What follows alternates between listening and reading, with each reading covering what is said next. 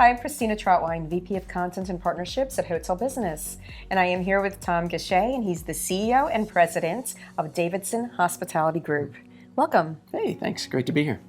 So, Davidson is celebrating its 50th anniversary this year, and that's that's a big deal. Major accomplishment. So, congratulations. Thank you. Thank you. So, how long have you been with the company? And also, how have you seen the third-party management landscape change over the course of your years? Yeah, great question. I've been with the company 35 years. Okay. So wow. Haven't been there all 50, but close. I've seen a lot. I've seen a lot happen over the time. And the third-party management space has changed a lot. Initially, actually, we only managed for our own account. And there are a lot of management companies that way. They had your own hotels, you built them, you managed just what you owned. And our evolution, as we would sell hotels, the buying entity would often keep us on as a manager. So over time, we went from managing only the hotels that we owned and built and developed, and we became more third-party managing, and we stayed in those. But it has become a great business. Obviously, there's a lot of management companies that you know and talk to, and friends of mine in other management groups. Managing hotels it's a lot of work. It's a hard job. Developing hotels is hard work, hard job.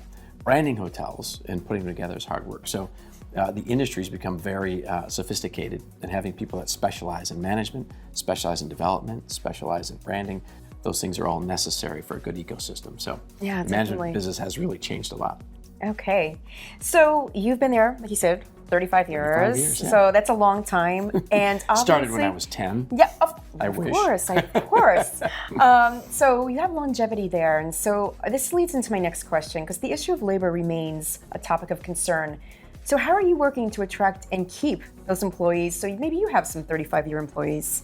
Yeah, I'm fortunate that I'm not the longest tenured person at Davidson. We have a lot of long-term employees there. But staffing especially became a challenge a few years ago with the pandemic and everything else. We've been fortunate, and something that we've always focused on. Retention has been a big part of what we do at Davidson. Long before the pandemic, it's always been about how do we build a culture, very culture-driven company. So our core values are very important to us. The Davidson DNA is very important to us. How would you describe your culture in a few words? Well, we live by the sort of set of core values. The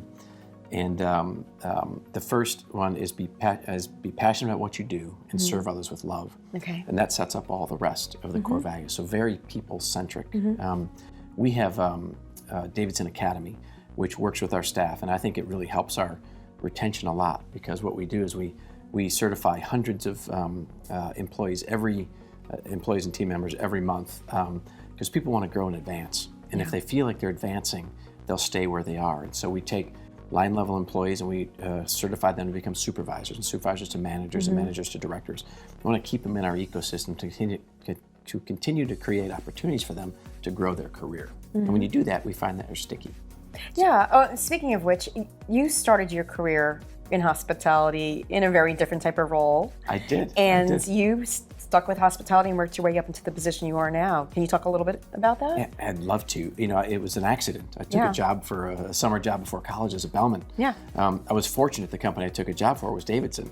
And so it's turned into a lifelong career. So sort of the bellman, the CEO story is not unique to me. There's so many stories in our industry of people that started that way and moved on. But for me, it worked that way. In Davidson, even before I joined, they pour into their people, take an interest in them, mentor, coach, help, train, and it feels like a family. We operate almost like a family, and so it's been a blessing to me. I love going to work every day, and that's awesome. It's that cliche, right? If you love what you do, you never work a day in your life. I feel that way. I get up every day energized by it, but it's the team around me that is so great. We've got talent in every position, and a lot of long tenured experts in the industry, so I'm surrounded by the best team imaginable. Oh, that's great. So traveler expectations have changed a lot in recent years. What factors contribute to a standout guest experience today in your minds? And how does Davidson deliver on that? Yeah, so I think we've been, it's been covered widely, but travel used to be out of necessity. People would travel for a meeting, travel to be somewhere, travel to visit family.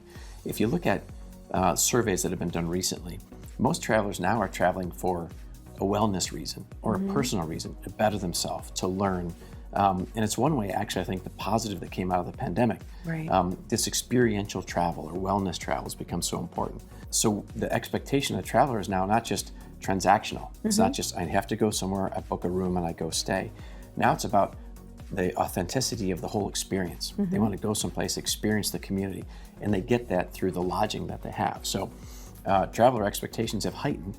And at the same time, our rates continue to grow, and our industry's done a nice job the last few years of trying to grow and push rates. So they're paying more and their expectations have advanced. So we have to deliver upon that. So again, I called it out a moment ago, but Davidson Academy teaches people how to interact with people. And that's what we do. We're people serving people. And when you do it right, it's magic. Yeah. And when you don't, it's wrong. And so we try to get ahead of it, try to teach our team how to interact with the guest, how to foresee what's going to happen to make sure they're delivering on the guest expectations. Great. And like you said, it's authenticity too. When you do it right, people know you're doing it right. 100%. You can't fake that. And that's another thing that's changed in our business. It used to just be the consistency that mattered. Yeah. They knew I'm going to get a room, hot water, good bed. But today they want more than that. They do. Today they really want to be part of the fabric of the community that they're visiting. Sure. And you have to deliver on that. So corporate social responsibility and giving back are important to you and your company. Why is that? And talk about maybe some programs and initiatives toward that. Yeah, happy to. What we do is hard at every level. General managers in our hotels, room attendants in our hotels, bellmen. The work that they do is hard. Feeling good about what you do makes it worthwhile. Yeah. And so, especially the millennials and the Gen Zs, having a purpose is so important to them. And it's something that we're fortunate at Davidson, we've had a purpose for a long, long time. Giving back is really important. It's not only a good business thing, because if you're a great corporate citizen in the communities where you operate hotels, locals will use you, and that's exactly what you want. But it also feels good to do that. So it's not just a job, not just going into work every day, but you're going into work with a purpose to do something better. And I think both employees and guests want to align with a company that shares their values as well. 100%.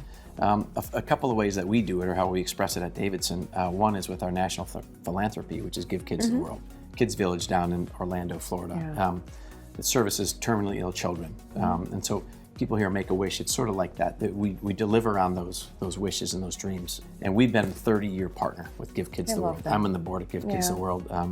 And it's just it's a passion project for us. It's something that we love. All of our hotels contribute every year into a fund, and we try to make a significant difference every year, not just volunteering at the Village, but also giving. And we include our guests. We do, all of our hotels do a variety of fundraising things to get it. And so we include our guests in it. I like that. Oh, sure. We'll sell ice cream at the desk and give we have an ice cream day, and we'll sell it, and all the proceeds go to that. And so we try to include everybody in it, but it's a very feel-good thing that all our employees can rally around and good. And then we have another thing, it's our We Care Fund. And so the Give Kids a World sort of helps externally. It goes to the Kids Village and that organization. The We Care Fund is something we do for our own employees. Every year things happen at hotels. You have fires, you have hurricanes, you have floods, you have things like that happen. It doesn't just impact the town and the people and the travelers, it impacts our employees. Sure. Some of them lose their houses, and they're expected to come into work. So we have what's called a We Care Fund. Davidson donates into it, and the employee base in the company donates into it. And it's need-based. If one of those things happen, the property human resource manager will send a notice into the company, and based on need, we do that out. So it's our team helping our team. Well, it's really it great. all goes back to the concept of being a family, right? And family helps family. So 100%. That's right. That's right. We got to have each other's backs, which is another one of our core values. So it's great. Perfect. Congratulations on your 50 years. 50 years is big. We're and proud you know of what? it. Yeah. To the next 50. Absolutely. So Absolutely. thank you, Thom. Thank you so much. Appreciate it.